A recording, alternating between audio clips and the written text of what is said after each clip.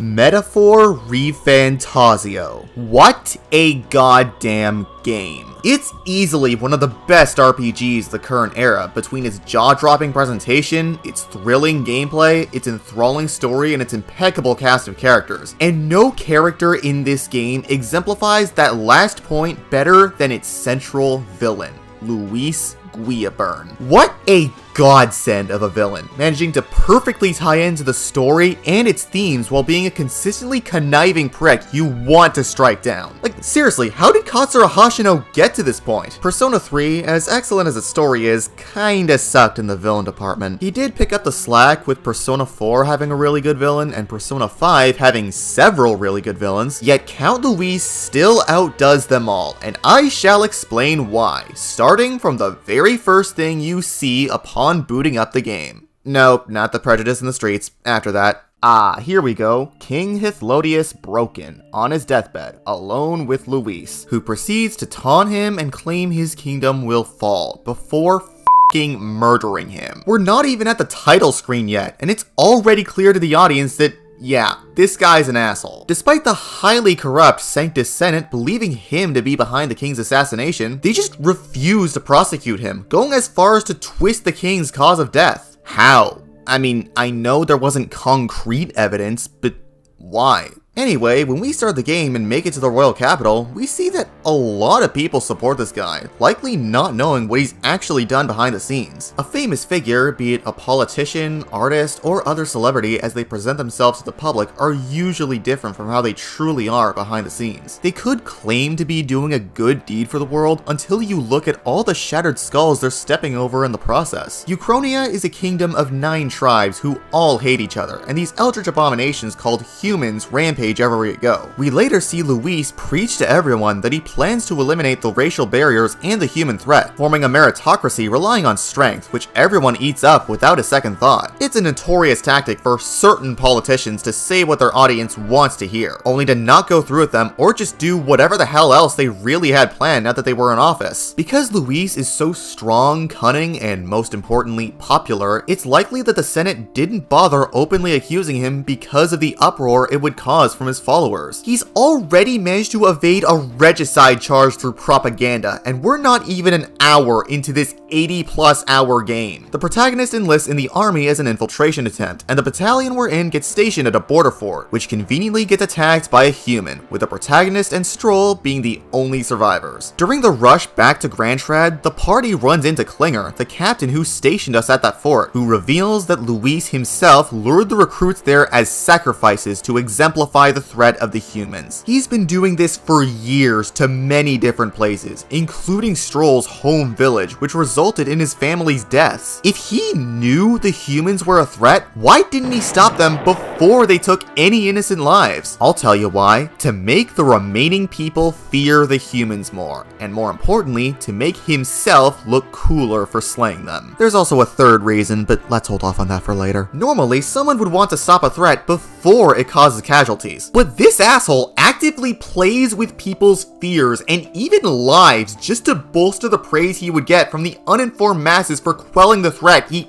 probably caused. That is next level diabolical, and it still gets worse. At the king's funeral, he doesn't even pretend to show respect. He floats down in an over-the-top aura-farming manner, mocking the late king and making the whole show about how much better he'd be as a king, turning Euchronia into a survival of the fittest type nation. He even nonchalantly admits to killing the king when Forden accuses him of it. Like, holy shit, Hashino, don't you think you've given us enough reasons to want to slit this guy's throat beyond him being the alleged perpetrator behind the prince's curse? And we're still not done. Later in the game, at a soiree in Brylehaven, Stroll confronts Luis about whether or not the destruction of his home was staged for propaganda reasons, to which he just casually, bluntly admits to and brushes aside. He is faced with a man whose family and people he left to be slaughtered to fuel his own agenda, knowing full well how much grief and anger he's caused him, and he doesn't give a shit. Luis. And just as a cherry on top, he states to Yufa, Virga Island's head priestess and best girl, that he would have laid waste to the island and its people had the party not gotten Dracodios themselves. In case you somehow haven't gotten the picture from the examples I've thrown around for the past few paragraphs, which isn't even the full list, Luis is pure evil. You don't even need the game to constantly spell it out for you. You can already get a feel of how menacing this man is, from his imposing design and attitude, to how much he steals the show and gains the upper hand in every scene he's in, to Joseph Tweedale's vocal performance bringing the perfect mix of pettiness and malice, to just how cunning and psychopathic he is in general. But if you ask me, the scariest aspect of Luis is just how well he's able to sway the opinions of the masses in his favor. His grandiose presentation and dominant voice, coupled with his careful yet still enthralling choices of words, easily work on everyone, no matter how credible said words may be.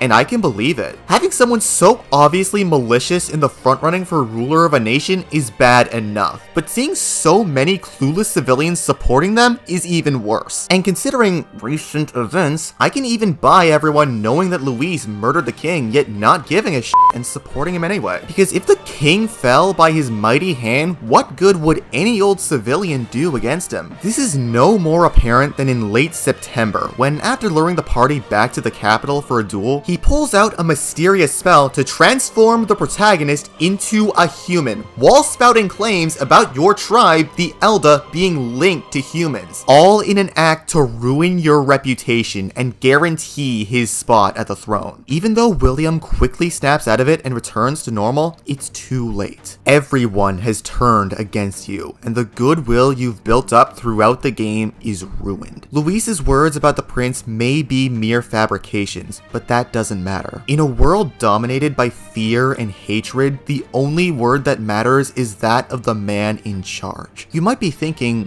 why? Why do all this, go to all these lengths, commit so many atrocities for a chance at taking the throne? Well, just after fleeing the scene to the lost Elden Sanctum and having the protagonist merge with the dead prince, we get several massive revelations. The name Guiabern is false, as Luis truly hails from the Elden Caradrius family of medics, who apparently possessed incredible magic prowess. Little is known about his early life, but it matters not, as an attack on the Sanctum by Forden in an attempt to kill the Elden Prince of Euchronia razed the forest and slaughtered much of the already endangered race, including Luis's entire family, save for himself. This pushed Luis over the edge, as he went on to join Euchronia's military and infiltrate it, tearing the country apart from within. But wait a second, Luis is a Clamar. Why was he with an Elden family, and why was he so traumatized by the siege on the Sanctum? Well, after the party leaves the Sanctum, we witness a scene where Luis is interrogated by the ghost of the king, during which Luis pulls off his horns, revealing himself as an Elda. The very same race as the protagonist, the 9th rarest tribe, and the one who faces more discrimination than every other tribe put together. This simple scene flips the entire story on its head, making one thing clear. Luis was a victim of the very same prejudice you've witnessed and experienced throughout your journey. The petty opposition some high-grade assholes faced towards an Elda sitting on the throne, and the genocide that ensued led to the birth and rise of a madman. A tyrant no better than those who set him on that path. It's a prime example of how prejudice and needless violence only breeds more of those things. And the game implies and shows it to you in such a clever way, rather than constantly beating you over the head with it and ignoring all the context like a less deserving best narrative winner would. My mind was blown when I first saw the scene. It made me see Luis and the overall story in a new way from such a seemingly simple reveal. It's easily one of the game's greatest moments in my eyes. But despite how much Luis has suffered and how similar his experiences are to the protagonist, that does not in the slightest excuse any of his actions throughout the story. He still murdered the king, Stroll's family, Grius, Forden, even though he deserved it, Fidelio, and countless others. He still threw the kingdom into utter chaos, leaving its people succumbing succumbing to their worst anxieties, he still acted upon the kingdom's usual racist BS, claiming the Elda, his own race, are all monsters just to defame you, the one person who has a chance of stopping him. It's even heavily implied, basically confirmed, that the humans he quote-unquote stopped after they ravaged villages were ones he created by meddling with the anxieties of regular innocent people. And since he's clearly proficient in the transformation spell and the rematch with Zorba proves that any tribe, not just the Elda, can be transformed into a human, I'd be surprised if that wasn't the case. There's Boy Who Cried Wolf, and then there's Boy Who Summoned Wolf Pack, and he did all of this while still maintaining support from the masses. All his symbolism, all his malice culminates in the final battle with him in the Tyrant Star. At first, he takes on the appearance of some sort of god, an untouchable deity whose word is absolute, who could bend the world to his whim. So full of himself, he thinks he's invincible. However, after that fight and an encounter with Mor, he merges with his Skyrunner, transforming into an eldritch horror known as Destroyer Caradrius, a massive, hulking,